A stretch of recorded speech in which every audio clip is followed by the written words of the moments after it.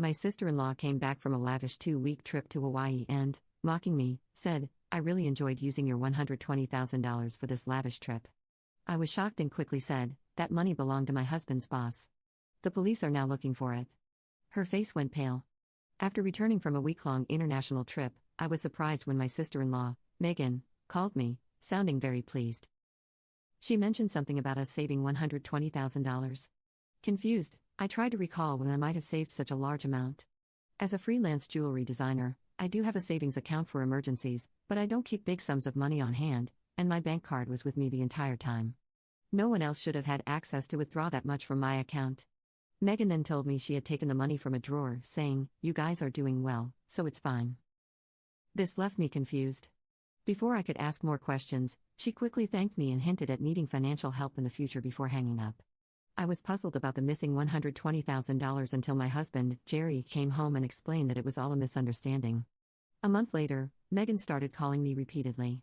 I ignored the calls at first, but after seeing over 90 missed calls on my phone, I felt I had to answer. When I did, Megan's voice was angry, accusing me of ignoring her. She seemed to feel wronged, but I saw it as a result of her assumptions. I am Lily, a 40-year-old freelance jewelry designer, busy with work and hoping to have children someday. My husband, Jerry, used to have a corporate job, but now helps me run my growing design business. Early in our marriage, my design work was slow, and we mostly relied on Jerry's steady income. Now that my business is doing well, our roles and responsibilities have changed, but so have our challenges, especially with dealing with unexpected family misunderstandings about money. As I approached the age of 37, my career as a jewelry designer was really taking off, and I needed to get better organized because my schedule was getting busier. Seeing the growing demands of my business, Jerry, who had a good job and was set for a promotion, made a big decision. He quit his job to work with me. He used his management skills to help us run our business. Together, we secured contracts with well-known international brands, which improved both our work and our personal lives. However, with success came new challenges, especially with Jerry's sister, Megan. Megan lived alone in the family home and saw our lives as very luxurious. She often asked us for money, saying things like, "You always seem to be living so lavishly. I'm jealous." Part of my job involved attending product launches and dinners with executives, but Megan thought these were just for fun.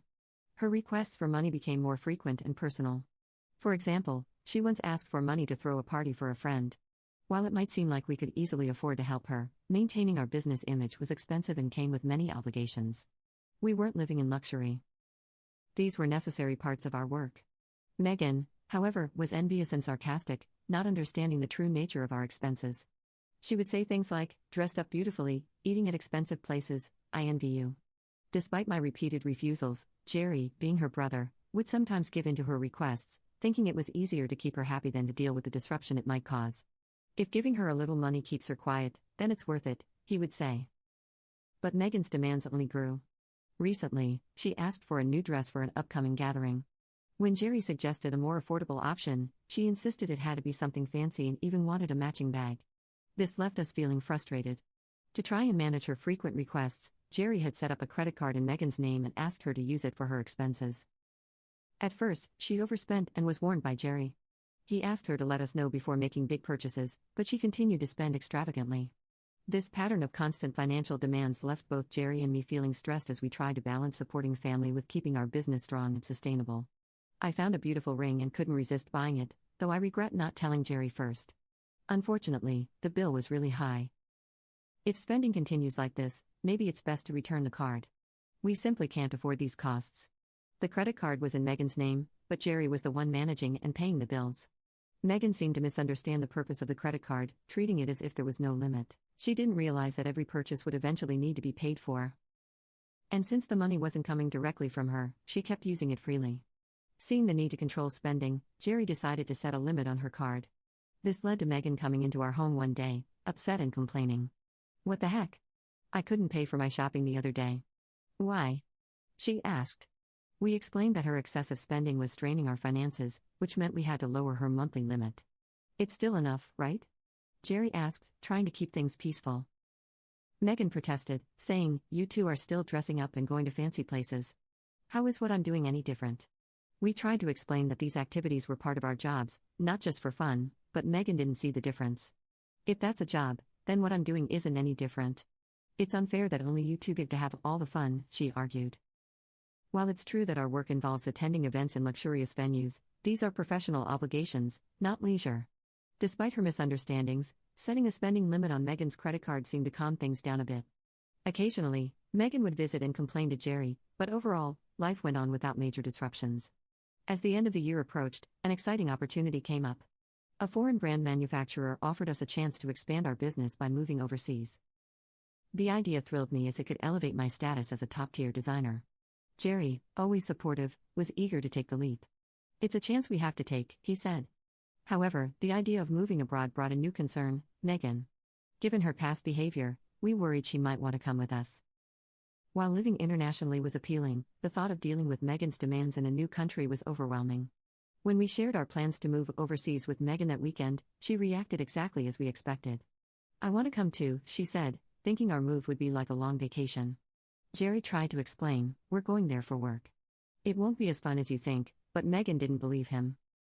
"You're trying to trick me. You plan to live even more lavishly without me around," she accused. "We're not moving there permanently. We'll come back after our work is done," I tried to reassure her, but Megan shot back, "You say that, but you're planning to leave me behind, aren't you?" Jerry and I were tired of having the same argument over and over. To find a middle ground, Jerry suggested, "Okay.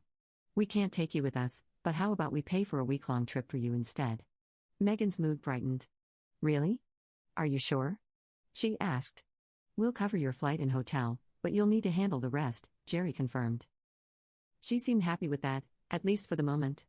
However, the peace didn't last long. A few days later, while Jerry was busy with the move preparations, Megan showed up unexpectedly. "Hey, Lily," she said. "I want to shop over there too. Can you give me some money?" "What about the card Jerry gave you?" I asked, knowing she had a credit card for such expenses. Megan's face dropped. "That's the thing. Jerry took it away from me the other day," she admitted.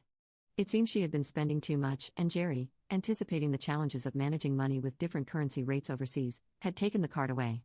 "I don't have that kind of money on hand either. I can't give you money without Jerry's approval," I said, suggesting she ask Jerry. Megan got frustrated. "It's no use asking him. That's why I'm asking you." Megan did go on an 18-day trip abroad, which I assume Jerry managed to fund somehow. When she returned, she called me excitedly. "I'm back, and it was so fun," she shared, telling me all about her sightseeing and dining adventures. Even though I hadn't asked, I overbought souvenirs and couldn't fit them in my suitcase, so I had them shipped here. "Can't wait for them to arrive," she added. "That's nice," I replied, trying to sound neutral even though I felt a bit overwhelmed. "Thanks to the money you saved up, I had a blast," she explained. "Saved up money? What are you talking about?" I asked, confused and a little worried as I had no memory of setting aside money for her spending. "I found it in your house's sideboard drawer," Megan said, claiming she took $120,000. I was shocked. Why would such a large amount of cash be kept at home, especially in a drawer where anyone could find it? Confused, I confronted her.